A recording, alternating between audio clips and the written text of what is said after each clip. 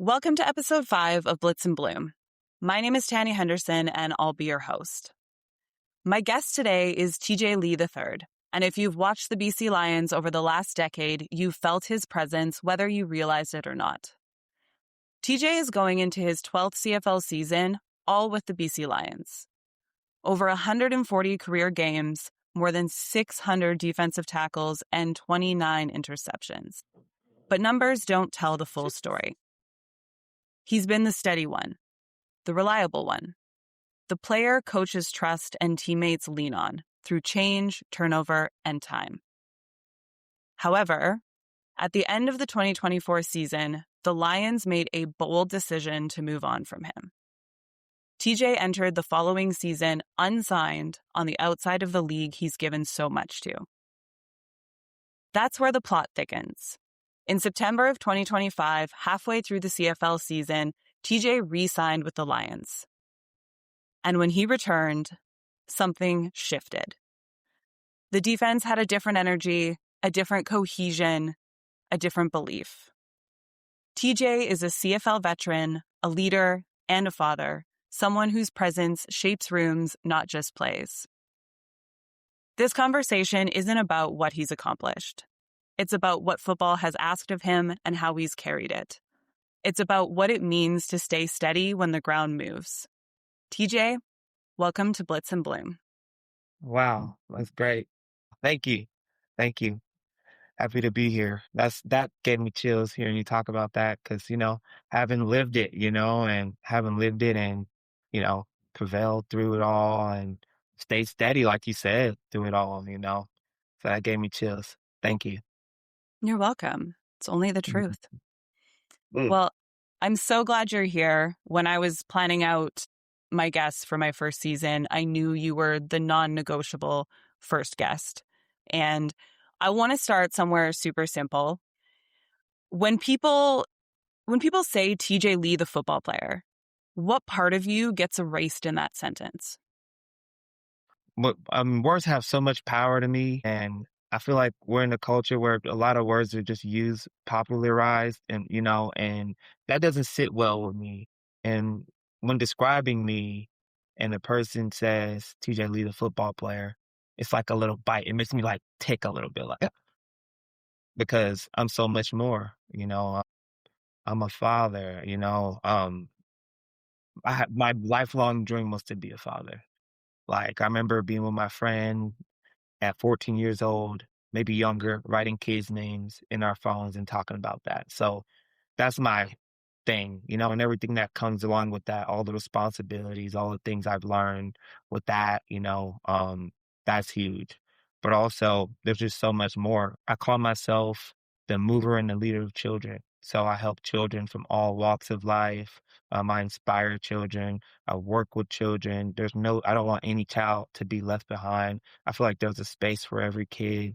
And my heart, like in my heart, that's what I know what to do. And it stems from my upbringing. So no one could tell me that I'm something outside of what I am, what I know that I am. And that comes from my mom, and that's the biggest part. Yeah. So, there's so much more.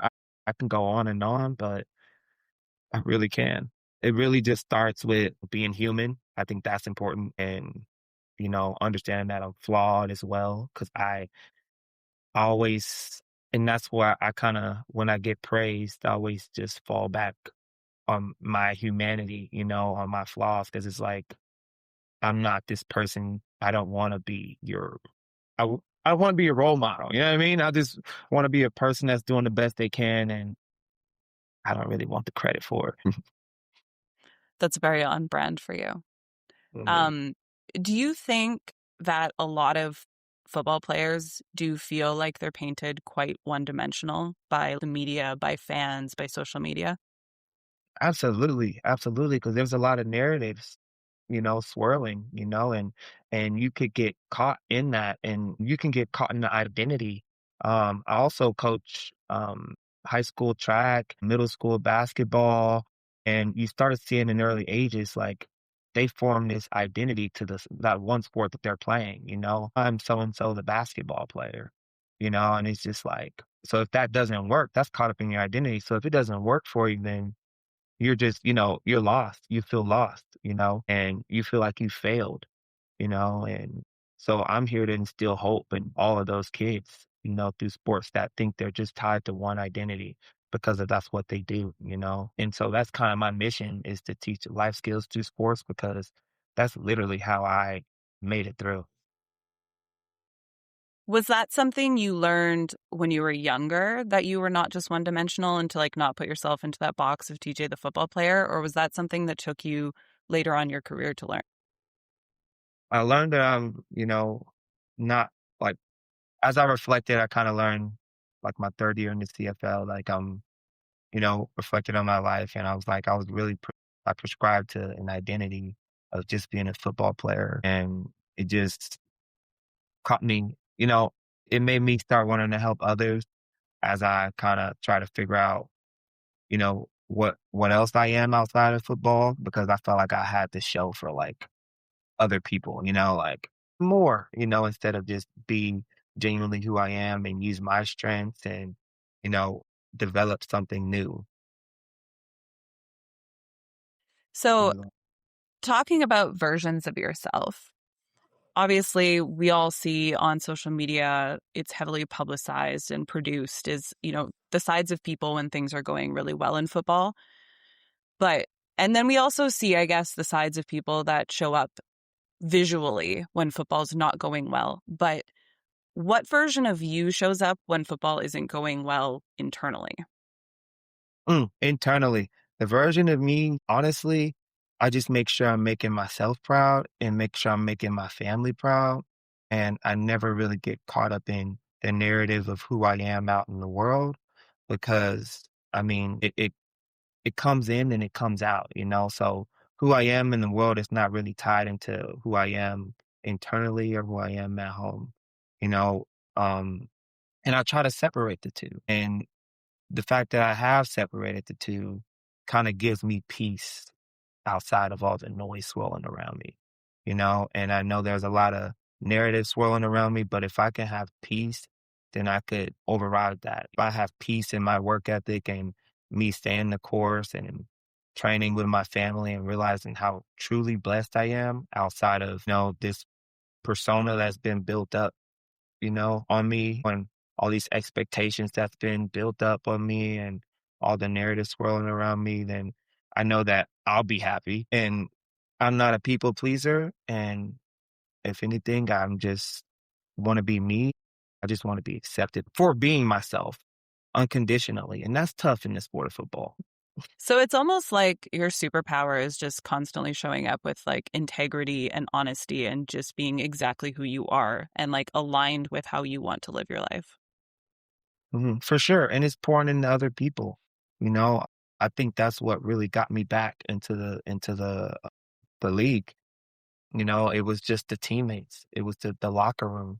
They knew they wanted me there from the jump. They messaged me every week, whether it was Gary, Rorick, Rorick, I'm like, Hatch, Pearson, all the guys, all the DBs, like, and so it was just like, I can't do anything about it. And I felt like, yeah, that it took the organization to actually bring me back, but it was the guys that did it, and then it showed. And so that was just the biggest testament to my dream. Like I've always wanted to be known as the best teammate ever. Best teammate ever. And I think I accomplished that. That kind of proved it to me, and it's pure out of like just not hating on people, you know what I mean? Helping, picking people up, letting people know the bigger picture of it all, and teaching life skills through sports. It really is. It really like it's funny because people always would ask me like what's the difference between coaching youth and junior and CFL, and really there's like yes, there's a difference, but fundamentally you're actually just trying to prepare people to do hard things and to be okay Mhm. working through those hard things.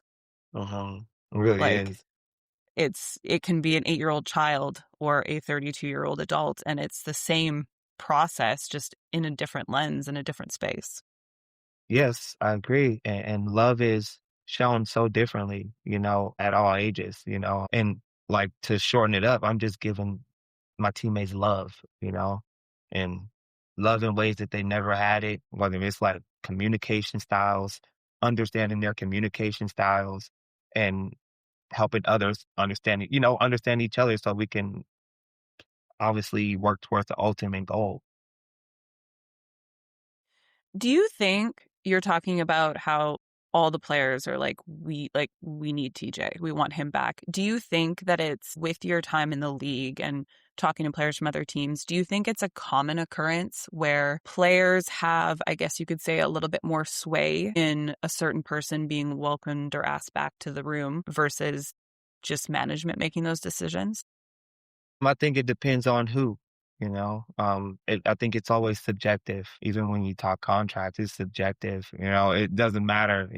And it can change. So, and especially with the locker room changing every year too. So it's like if you put all your money into one guy, or most of your money into one guy, you know what I'm saying? He will ultimately have like a lot of power, essentially, in terms of the type of team he wants. And I think that's how it works. At least that's how it's worked as long as I've been around the league.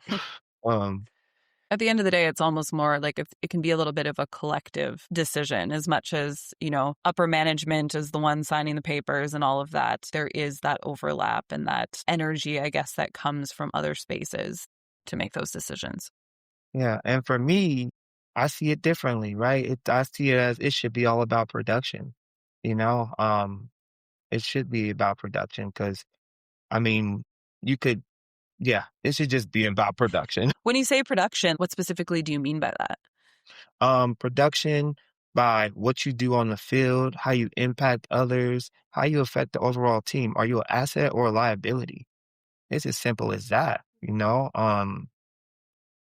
that's what football should be about. The best players should be on the field.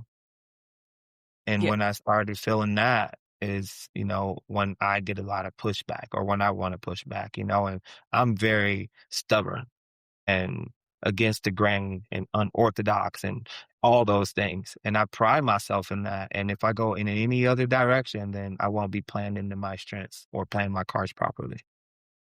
Yeah.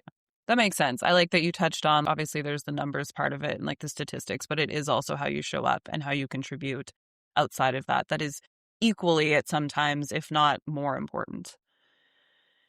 Going back to yourself and like you internally, what's something throughout your career that you've been really critical about with yourself?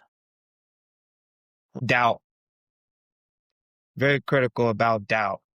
I will not be my own op. And when I coach kids and track kids and any other type kids in sports, and because it's easier to connect it in sports, I'm always like, kids, don't be your own op because they listen to music and they always hear, the music talk about the ops in different ways, and op is just the opposition. And I always be like, why would you be your own op when you have so many other ops? When we're playing against the op, when you're racing against the op, why would you add to that?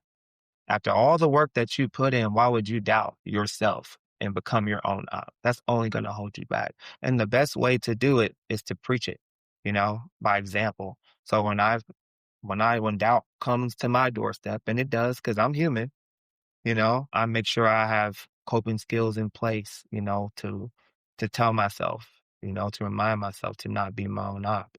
You know, I think that's big in where I want to go. Speaking of doubt and speaking of, feeling, I guess you can say like off or, where you're kind of in that gray area between like, I know exactly the direction I'm going, but then you have this kind of speed bump that you have to tend to.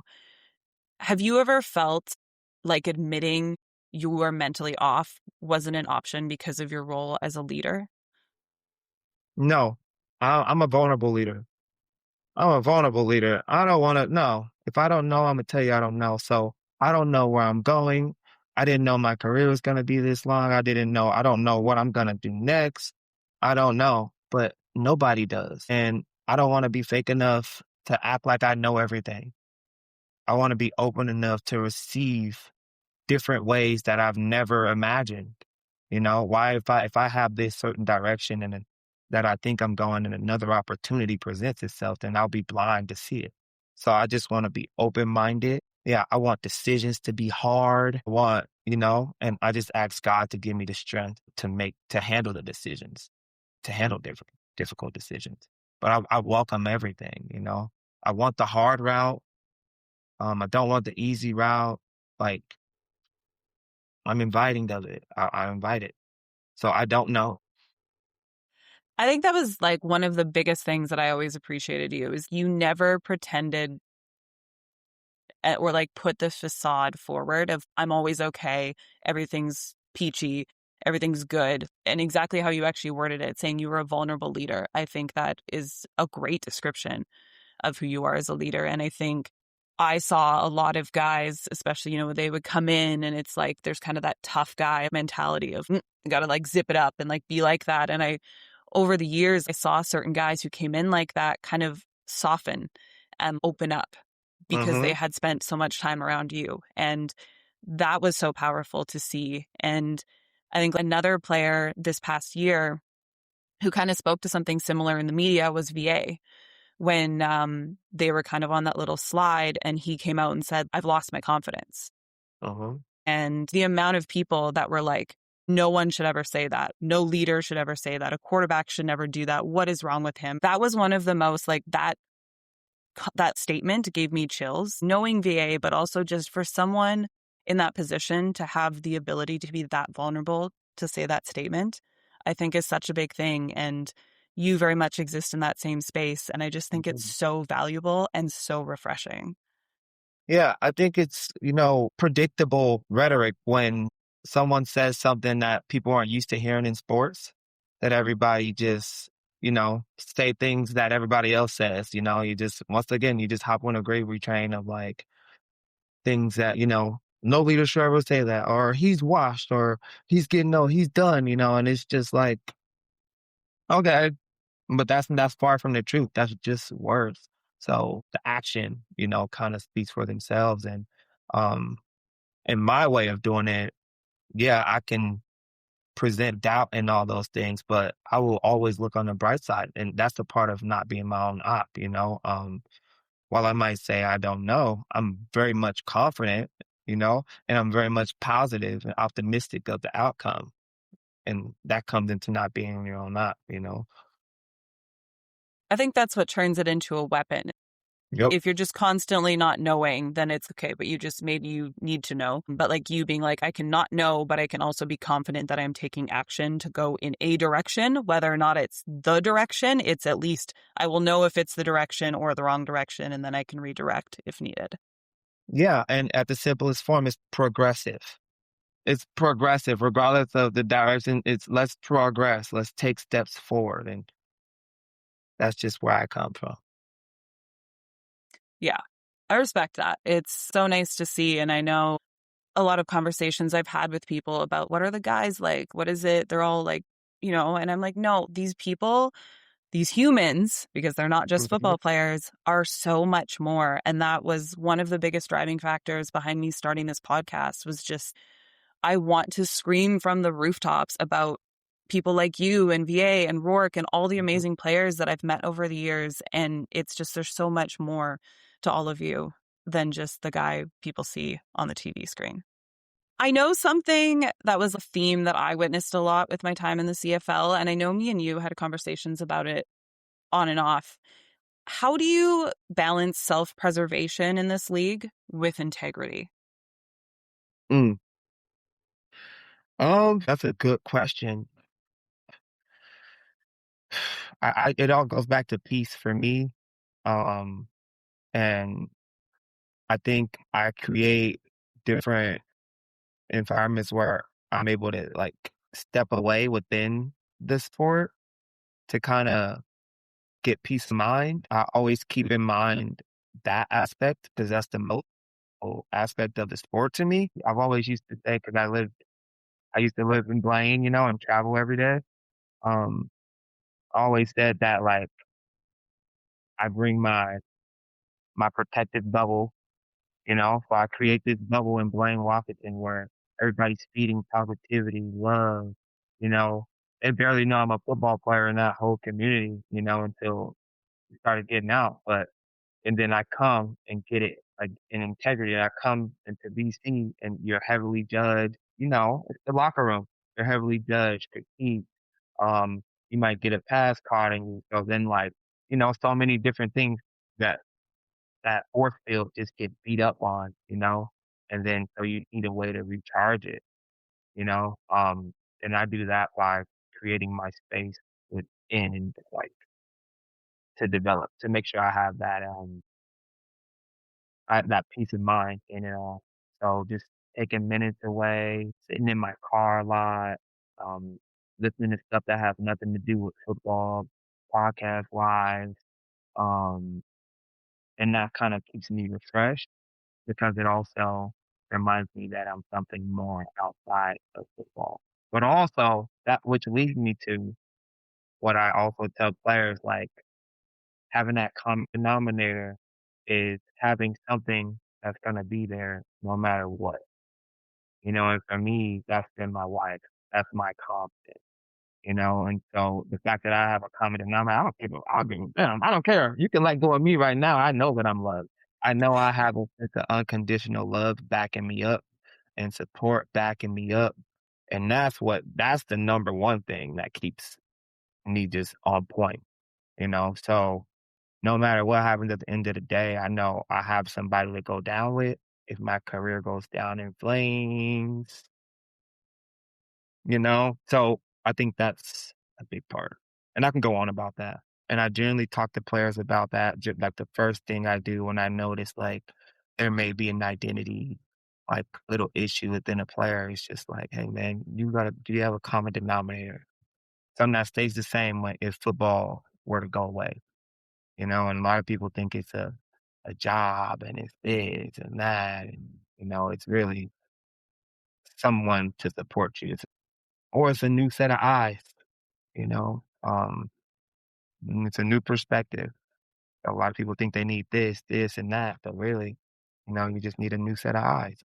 That So actually leads me very nicely into my next little question section. When we're talking about leadership, we often talk about how people show up and who they are. But I think something we don't often stop to consider is the experiences and the people in one's life that contribute to their ability to lead or not lead. So, something I'm sure has impacted how you show up and the value that you bring to a room is your experience with injuries. mhm. You didn't just have one Achilles injury, the injury that most often prevents athletes from returning to professional sports. You had two. One can feel like bad luck, two easily could feel like the end. What was different emotionally the second time in comparison to the first?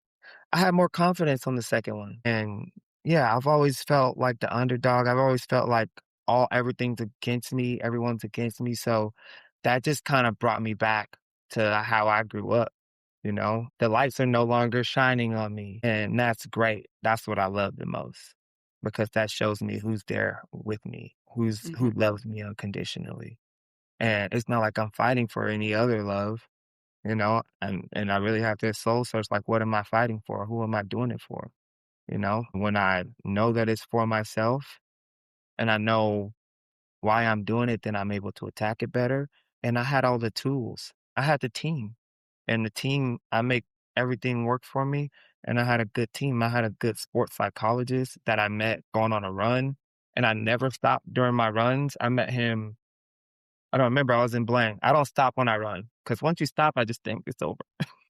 So I could run forever, and that came into part of my training, long distance running and my healing, so I didn't even wanna think about my steps, when I tore the first Achilles, so I turned into long distance running. So, I just started running and running and running, kinda ran the shackles off, how I saw it, and then so one day I was running and I ran into a sports psychologist, he was retired, and we instantly became friends, and he helped me so much in my career. Have physical therapists in the area, she's been with me for a long time and Blaine, about 6, 7 years in my career.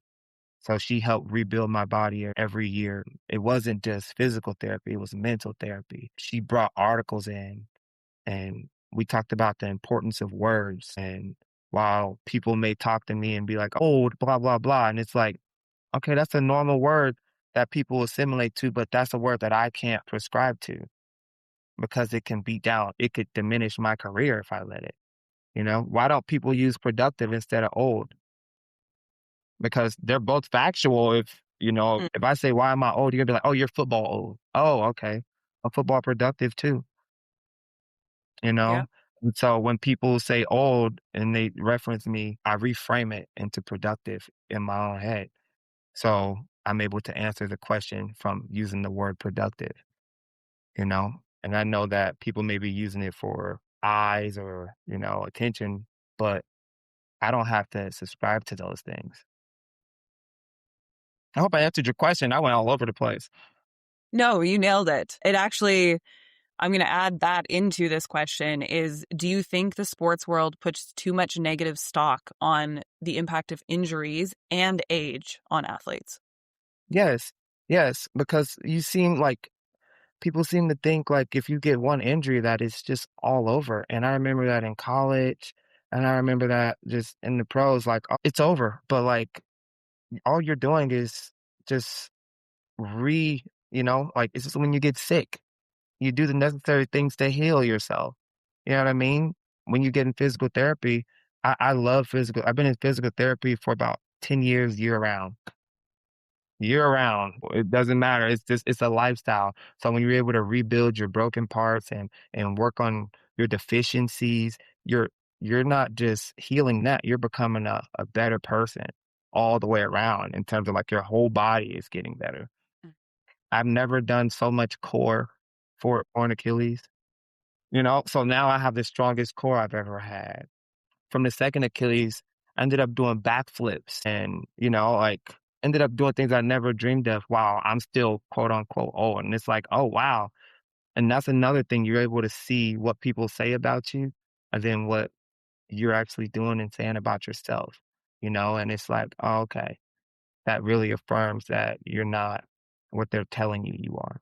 You are what you say you are. And having to work with kids, I remember track practice before last football season, thinking that I'm going to get signed or whatever. I'm like, oh, I want to be able to do a backflip, and the kids working with me, I'm teaching them track. And after practice, while I wait for them, they're teaching me how to backflip on the mat, on the a jumping mat, the high jump mat. And it's like, it's just pouring in and understanding that, yeah, you're learning from me, but I'm learning from you, and that's the thing. When it comes to injuries, we stop trying to learn, or we think it's not worth it, or we take that negative connotation associated with injuries, and it hurts us, And I make injuries work for me. I'm inviting every injury because that's just a learning experience. I signed up for this sport that's full of injuries.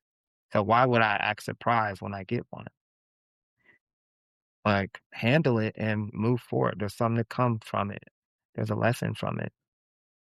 And there's a story from it. There's inspiration from it. I can't like tell you how the purpose of that can have changed my kids' life. You know what I mean? And how they approach sports. And how other kids, my nephews and nieces. So now I know that I'm doing it for something bigger than myself. So there's a purpose behind the injury. That's a really powerful reflection on that, because I think that's something I've always fundamentally believed, that when people go through just like any hardship, it doesn't have to be injury, it makes you stronger to go through things. And it's like you don't wish hard things or bad things on people, but ultimately, you don't generally see many people who are highly successful who haven't been challenged in their life. Mm, And I think I've seen, you know, at the CFL level, but especially like junior and college level, is like the kids that come up that have had zero adversity in their sports career crumble. Like they don't know how to lose. They don't know how to exist in a space where mhm, they're not just like patted on the back and told they're amazing. And it's, it doesn't serve them well in the future for them to operate in that way. mhm. So then you're becoming your own op. You're hopping in line with the rest of them, and you're believing what they're saying about you, and you don't have to. I can remember I mean, like I can remember so many people like coming into a sport like, "Oh, I got this hurt shoulder from high school, or I got this hurt shoulder from college, or I got this." It's like, man, get in physical therapy, and you can make it stronger. You can make it your strongest shoulder, like, so it's just mental reframing is really what it is. Yeah, injuries they're not a death sentence. That's for sure. At any level, professional sports, just the average human being, they're just really not they're not what they're painted to be. And I think we're learning that. I think the new age, like as sports it progresses, we're learning because a lot of people have came back from torn Achilles now. I don't know many people that came back from two, which is cool. Just you so far that I'm Yeah, aware see, of. and that's the purpose, that's the purpose of my story, and I didn't know, but hey, there's a space for me. Kobe walked so you could run. Mhm, that's right. That's funny, Kobe, I was just thinking something about Kobe 'cause I work with at-risk youth right now as well, and a lot of times they're talking about, like, loneliness, and I ran into something from Kobe Bryant, and he was like, "Leadership is lonely," and I was just like used it on a kid, and he's like, "Wow, I never thought about that." I'm like, my leadership is lonely, and that's huge. And I think about how lonely I was in all those down times, um, and really how lonely I wasn't, Hmm. having, and that's the thing, right? With the right set of eyes, like I'm really not lonely. So, circling back to your family, I think we need to talk about probably one of the most powerful stories that happened between you and I. Oh, I think I know. Are you ready for this? I think so. Yeah. Do you want to tell it or do you want me to start it and you can finish it? I want you to start it, Okay. and go from there. Okay, perfect. So, one game, I came out of the change room at BC Place and I see your daughter Mason with one of the BC Lions staff. And as soon as I walk out of the locker room, they like hightail it over to me. And I'm like, what is going on? And that was the first time I'd ever met Mason. And the lady Mason was with looks at me and she said, Mason would like to know why you're allowed in the change room. Mhm. And like, she's looking at not Mason, but the lady she was with is looking at me like I should know what's going on. And I'm like, oh, okay. And I look at her and I say, well, I was in the change room because I'm coaching. And she said, my dad said I'm not allowed in there. And she was quite distraught. She was a lot upset and she just seemed so confused. She's like my brother gets to go in there and I don't get to go in there. And I looked at her and I was like, I'm really sorry that you're feeling this way. I understand that it can hurt. And, I'm not your parent, so I can't make a decision for you, but would you like me to talk to your dad for you? And she's like holding back tears and she's like, yes, yes, please. Mhm. And I was like, okay, don't worry. I will talk to your father. And then they go on their way and she can like kind of perked up a little bit. And then the next day I was sitting in my office and all I see is TJ's head poke around the corner of Mhm. my wall and said, I hear you want to talk to me Mhm. and I'll let you take it from here.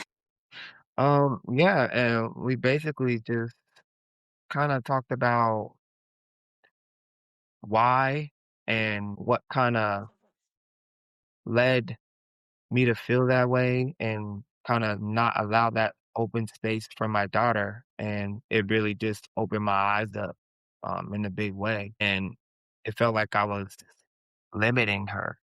And that's not what my intention was, but nonetheless, that was the truth, you know?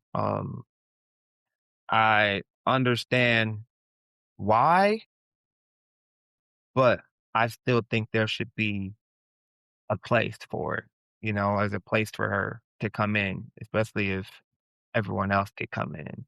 And there's a place for women in sports, most importantly, and it starts young, or at least it should start young. And it's not the 1980s and the 70s. Football has grown tremendously where women have found spaces in the sport and I think there's so much more to say about it, but from that experience, all I can say is it opened my eyes to the blind spots I have for women in sports, but also my daughter in the locker room. Because men are not just naked in the locker room. That's not what the locker room is. You know what I mean? And that's what we get all in our heads like, oh, it's a bunch of naked men in there. No, men are changing for only a period of time in the locker room. And so the compromise in that is when they're changed, come in. It's simpler than just Xing out. You can't do this, you know, because there's so much for her to gain in the locker room. And there's so much for her to gain, and there's so much that my son has gained. And I can go on and on. But I don't want to miss out on the opportunity for my daughter to gain all the great things in the locker room. Oh, versus something like like because there's naked men in there. But what about when they're no longer naked? Or what about that room on the side inside of the locker room where there's also men in the team and teaming and team atmosphere, you know? Yeah, I can go on and on, but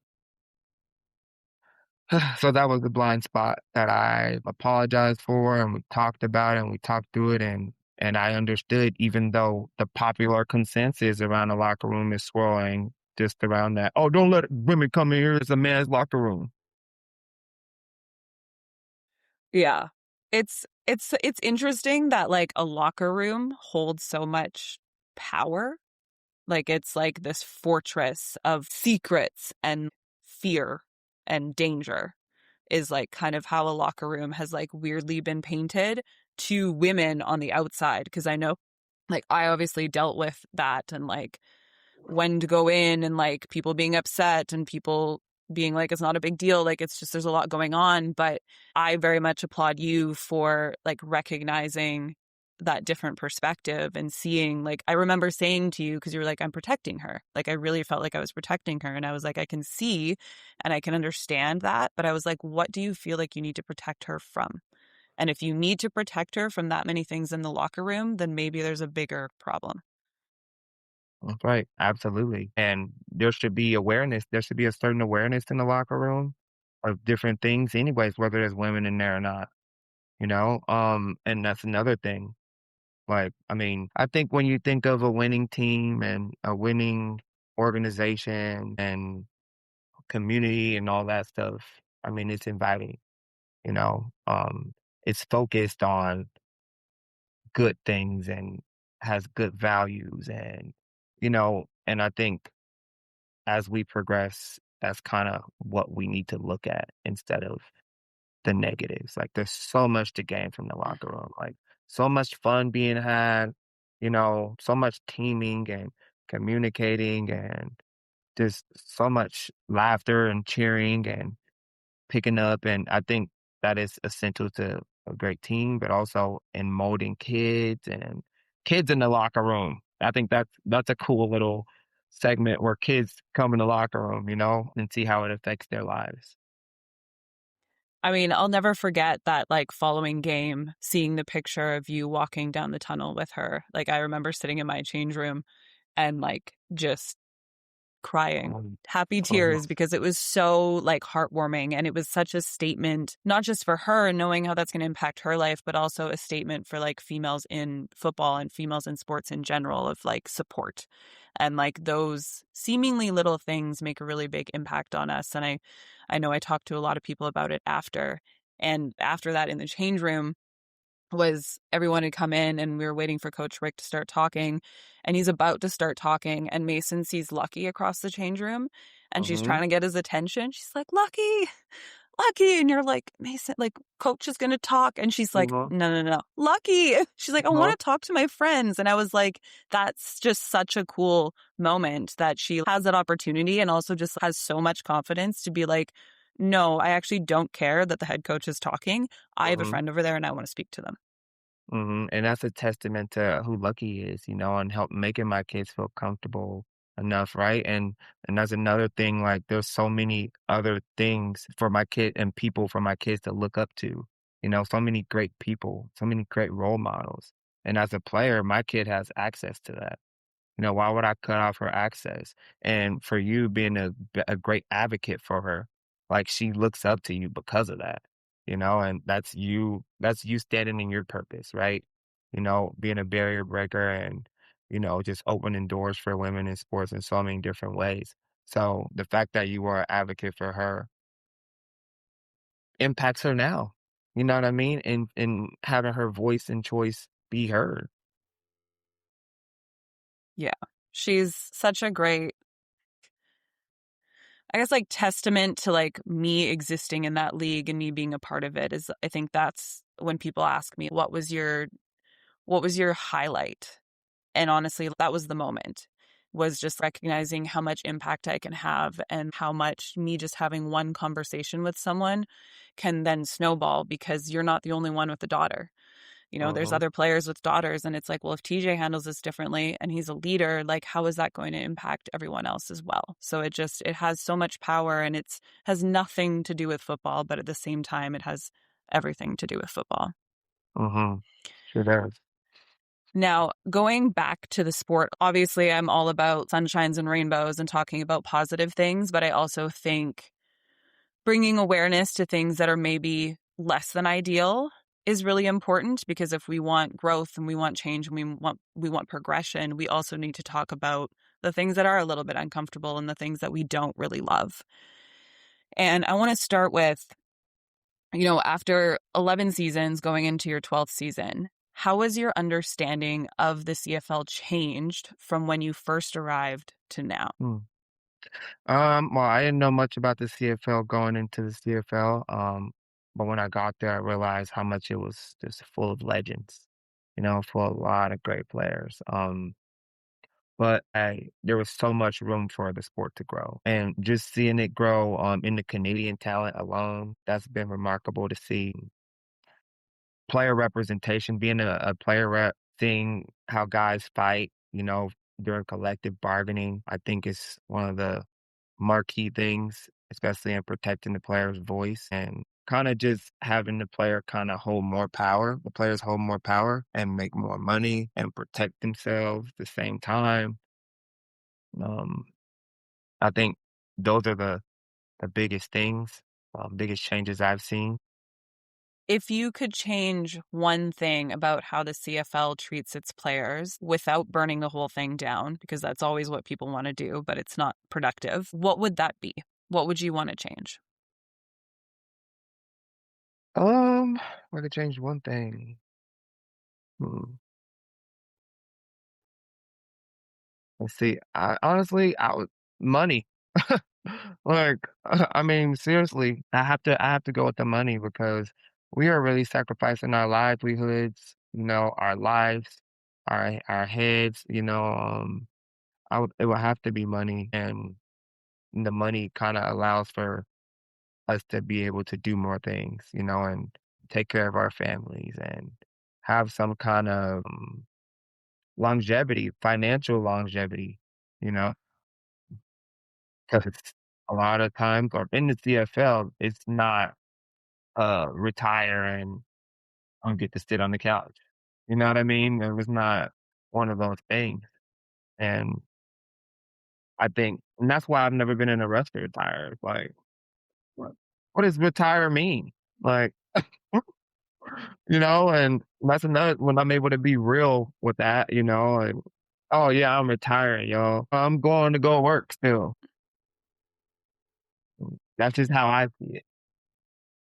I think it's interesting because when you explain it that way, the money piece, and I think a lot of people see it as very like superficial. Oh, everyone's always asking for more money, but it's money does make the world go round at the end of the day. I think there's a lot of parallels between how the CFL functions and what needs to happen for it to progress and grow, and women's sports and women's professional sports leagues, because it is the money thing. It's, Mhm, people are always, oh, well, like, why is the WNBA isn't high quality enough product? And it's like, okay, but someone's getting paid 100,000, if even, dollars a year.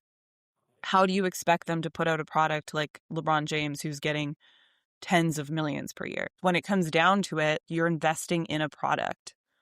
at the end of the day. And if you can't put enough money into the product, the output's just not going to be there. You guys, you know, these NFL players, they have all their own personal chefs and massage Yeah. therapists and all of that. Not to say that it's easy because of that, but it makes it a lot more straightforward, and there's a lot more support to perform at this very high capacity and this high level. They also don't have to worry about childcare Yeah. and, all of those things. But you guys are very much, at the end of the day, doing a professional sport on a salary that most professional business people are making, but putting your Mhm. body and your life on the line at a much higher capacity. Yeah. You said it, and that's big. Um, I I really pride myself in having such a long career with not the same resources, as other professionals. It's like, oh, I'm the ultimate professional. You know what I'm saying? Like with very little, working with very little things.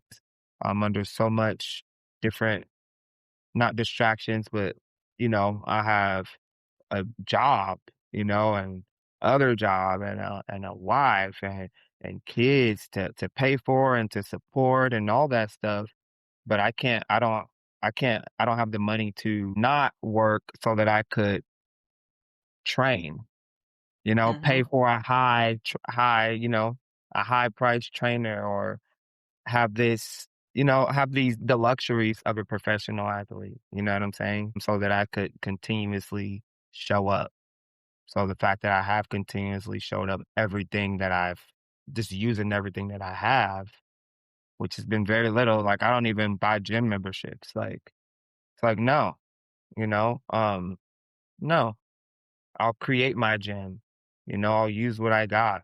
I'll go to the gym for this amount of time. I'll break my workouts into different segments and phases, so I don't have to do that, and that's just, I'll have a home gym, different things, I'll save my coin up and have a home gym or use my mother-in-law's gym or, like, so you have to definitely be more resourceful in the CFL.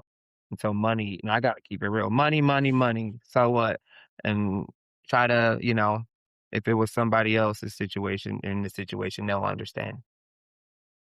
Yeah, I mean, like Sauce Gardner is not working out at his mother-in-law's home gym at the end of the day. Yeah. Right. Yeah. And I think it is amazing you've been able to have the longevity and the career that you've had. Essentially, you guys are professional athletes on a McDonald's budget in comparison to an NFL player. So you've been able Mhm. to make it work, which is amazing. And I'm so impressed that you've been able to really dive into it and just own it.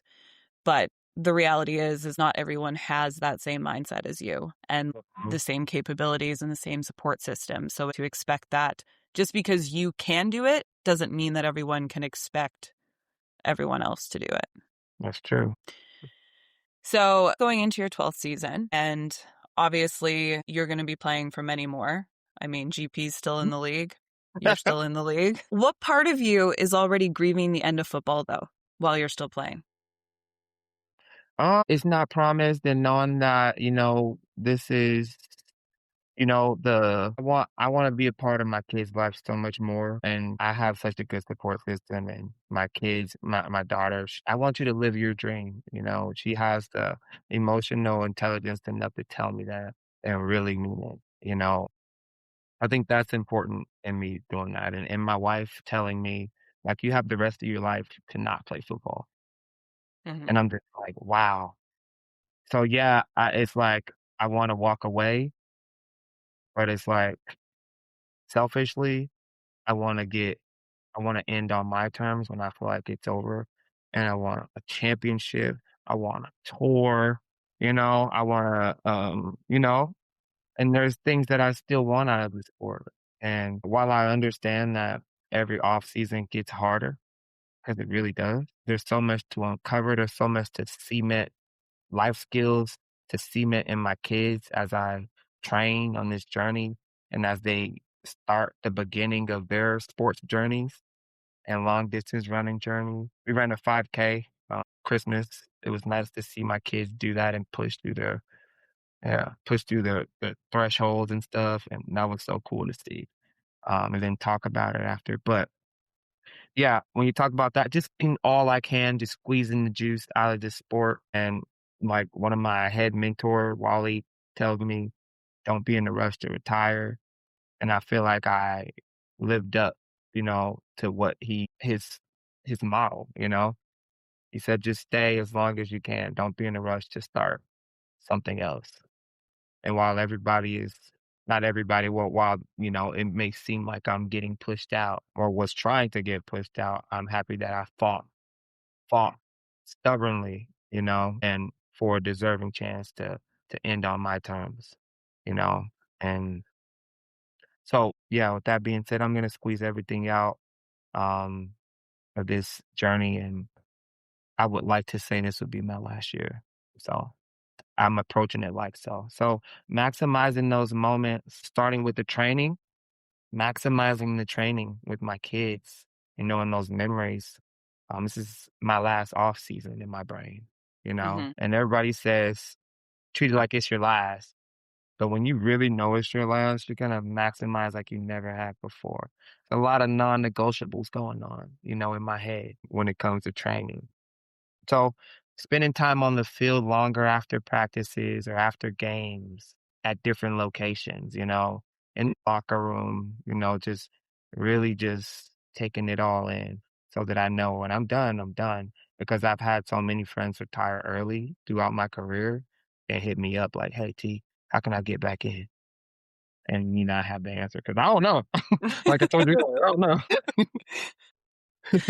Yeah, I think that's a really powerful way to go about it is just exactly what like, don't be in a rush to retire. I think we're just always, as a human species, on a rush to the next thing and, taking that breath and slowing it down. And especially like how much you've been able to weave your family and your kids into your experience and off-season training and all of that. It gives them that experience as well. So I think it's a really neat perspective to put on that and a neat way to approach it. Yeah, and it makes me think about, like, when it comes to, like, school and learning and just processing information, like, how I was always later to do it, and how it looks as a strength, posed as a strength in my career, like, Hmm. late bloomer. Oh, You still late got your bloomer. breakout season coming. Still waiting on my breakout season. You know? 2020, See? 2026 is the year. Yeah, it's the breakout year, and that's honestly what I believe. And I've been working for that. So it's like, why would I expect anything different? I'm here for it. All right. We're going to step into something very on brand for me. I Okay. have a list of slightly unhinged rapid fire questions. You get, Random.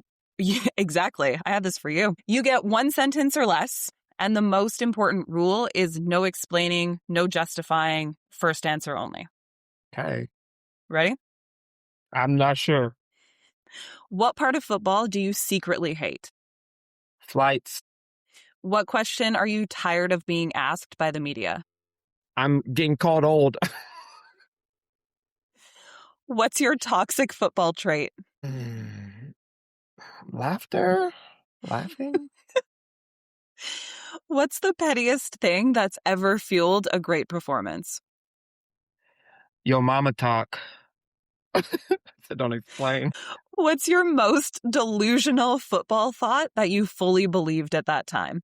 that I could play both running back and defensive back. What lie have you told yourself the longest in this career? Oh, a lot. A lot of lies. You have to tell yourself lies.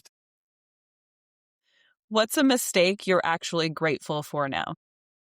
Telling Gary that he wasn't good enough to play corner. Told him, I was like, I don't see it. Because he came in at half and he's like, bro, I played corner my whole life. And I was like, I don't see it. What's something football taught you that you don't want to pass down to your kids? There's no space for women in the locker room specifically. What's one word you'd use to describe yourself now? Anomaly. Last one. What part of you is relieved that football won't last forever? My heart. Thank you for that. That was great. Yeah. We should have prefaced that with rapid fire questions, but TJ is a thinker, so they might be a little Yeah. bit on the slower side. But Yeah. I try to be it was, very intentional about the words that I say, so I don't wanna say anything to be like, "Oh, I didn't mean that." I want to wrap everything up with kind of touching on legacy, which I feel like is a suiting way to wrap up a conversation. What has been the greatest gift of staying with the BC Lions your whole career? Um, the ups and downs, that's been the best part, because it's just shown that I had to fight for my career and I had to reinvent myself every year. And, keep that relationship through turmoil and ups and downs and winning seasons and, you know, injuries and still be able to do it with the same team just shows how great our relationship is despite downs, like a girlfriend, through thick and thin, Last question. When you eventually leave this league, what do you hope players say you stood for, not just how you played? the team. I stood for the team. I always stood for something bigger than myself. Stood for every player in the locker room. I supported every player. I made everybody feel heard and I served. And I think it's the main thing to be selfless, to be a selfless teammate, especially when everybody's sacrificing everything. Well, TJ Lee, thank you very much for being the number one guest interview for Blitz and Bloom. I am so excited that I had this opportunity to talk to you. I hope that you have all the best experience this coming season. That breakout season is upon us. I believe it. I know it's right here. Yeah. And thank you again. Thank you. I appreciate you having me, and I'm ready for it all. I'm just happy to be here and going through it one more time. One more time.